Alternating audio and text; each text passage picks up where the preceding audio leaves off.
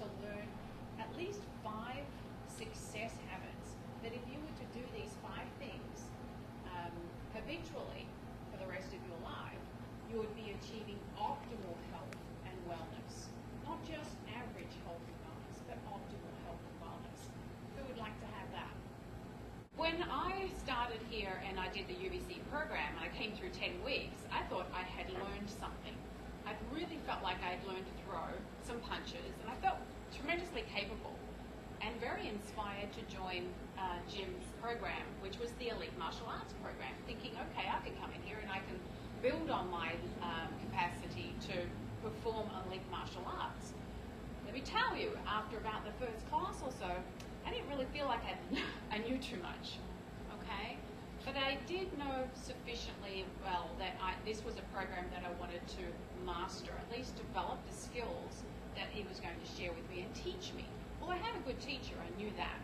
So I had to learn the information first. I had to learn from somebody who knew, and obviously he was a master at it. But do you know where we started? We started at the absolute basics, the fundamentals.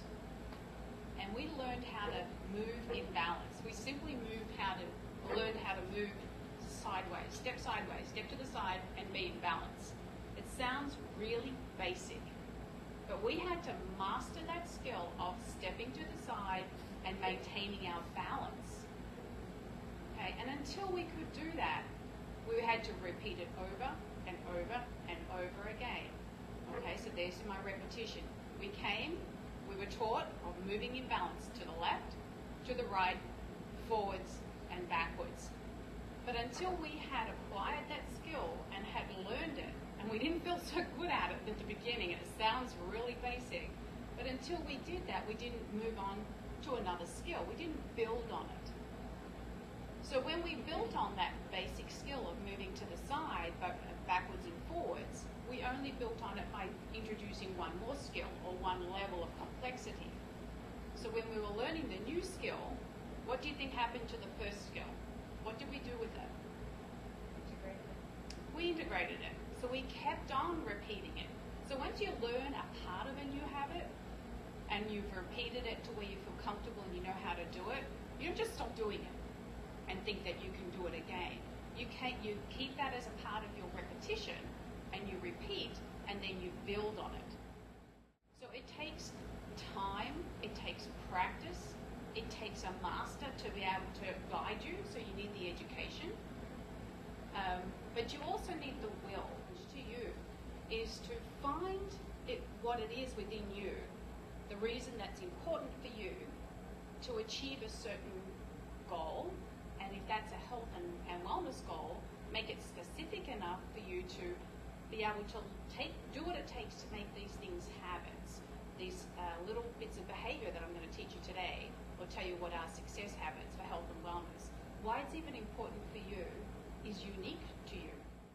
First thing that I'd like to reflect on is something that we talked about in one of our earlier talks, and that is eating most of it, if not all of our meals, with an aim to performing a low glycemic load on the body. How quickly the food you just ate turns into sugar in the blood.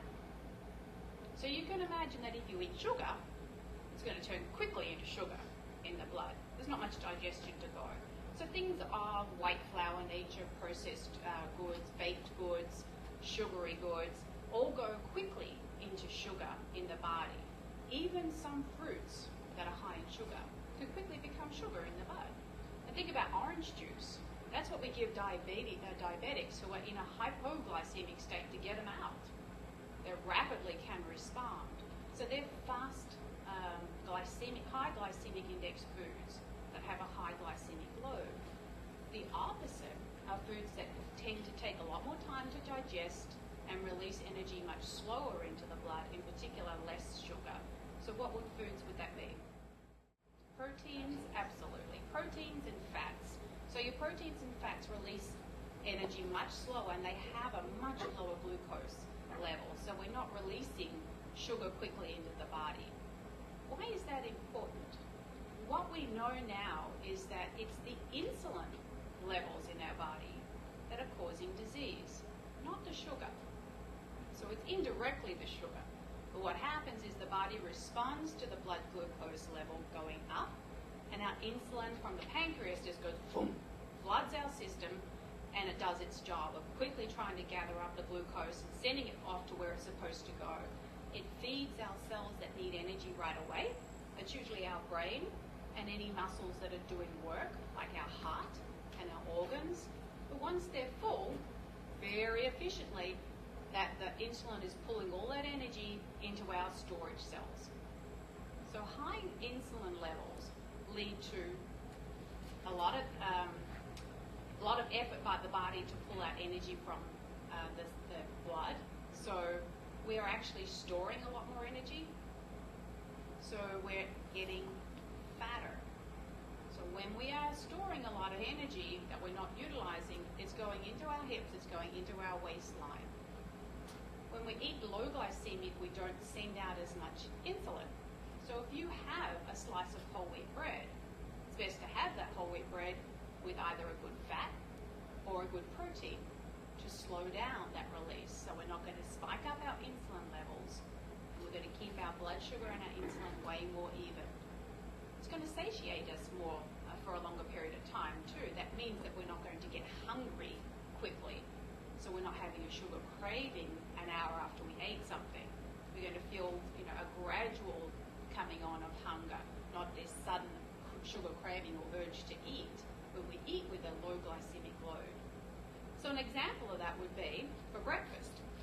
Rather than having toast and jam or a bagel with cream cheese, which is really not enough fat, a good breakfast would be non-fat Greek yogurt, some nuts, lots of berries on top. That would be an awesome breakfast.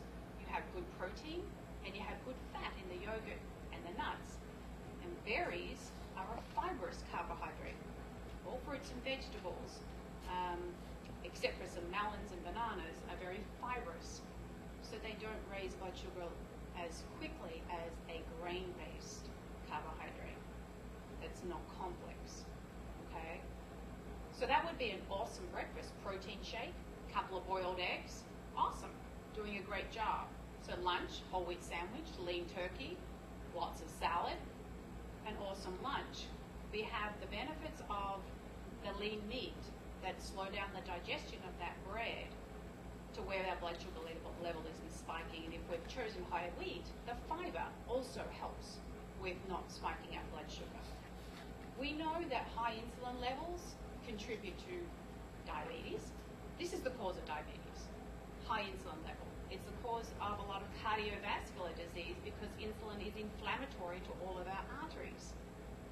It's a contributor to renal disease, everything that requires our hormones to be in balance. Thyroid, cortisol, estrogen, progesterone, and testosterone all come into play every time we spike and maintain high insulin levels because they all have to be in balance with each other. So you can imagine somebody who has a simple, like a donut and coffee for breakfast, another form of carbohydrate for lunch, and then maybe pasta and mashed potatoes or things of that nature for dinner, and don't pair them up with some sort of good fat or they make them the dominant source of energy at those meals, continues to have a high blood sugar and a high blood insulin level the whole time, predisposing them to a lot of inflammation, and that's the cause for the diabetic situations and a lot of our chronic illnesses. So eating with a low glycemic load would be your first thing you're trying to do. If we keep that in mind for each time we eat, even for our snacks, which is why fruit with nuts makes sense. It makes sense to not just have something sugary or sweet or drink our sugary beverages. It makes sense for us to have complex carbohydrates along with healthy fats. Healthy fats are those that come from plants. So we're looking at nice avocados, all of our olive oils and sunflower and safflower oil, our healthy nuts, and less from saturated animal fats. Okay, they're just not as heart healthy as our other good optimal health kinds of fats. try to develop are habits of eating with a low glycemic load every time you eat. And that takes a little bit of thought and a little bit of